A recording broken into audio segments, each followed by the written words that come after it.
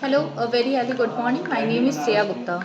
Today we will discuss about what is the Charter Act of 1830.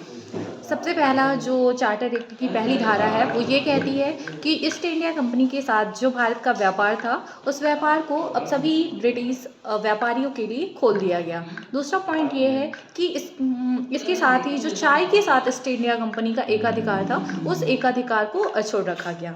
दूसरा ये कि Britain की प्रभुता स्थापित हो गई, यानी पहले क्या था कि सारे जो नियम थे, सारे निर्णय थे वो ईस्ट इंडिया कंपनी ले रही थी, लेकिन अब भारत के संबंध में जो निर्णय है वो ब्रिटिश पार्लियामेंट के थ्रू, यानी ब्रिटेन की प्रभुता अब डायरेक्ट स्थापित हो गई।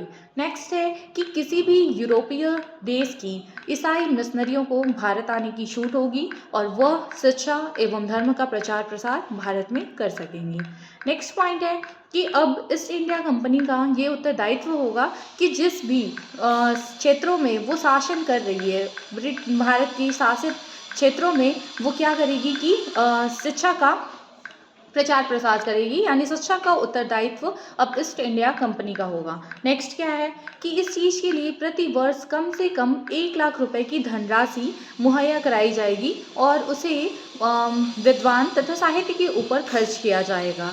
यही वो पॉइंट है जहाँ से प्राचीन पाश्चात्य जो विवाद है वो स्टार्ट हुआ और यहीं से इस कंट्रोवर्सी ने जन्म लिया, क्योंकि इसमें जो 1 लाख रुपए की धनराशि को खर्च करने की बात की गई है वो साहित्य और विद्वान के ऊपर तो की गई है, लेकिन किस साहित्य पे इसको खर्च किया जाए या किस विद्वानों पे खर्च किया जाए या खर्च करने का मत क्या होगा, इस पर कोई भी निर्णय नहीं लिया गया या इसकी कोई भी एक्सप्लेनेशन इस धारा में नहीं दी गई। नेक्स्ट पॉइंट है कि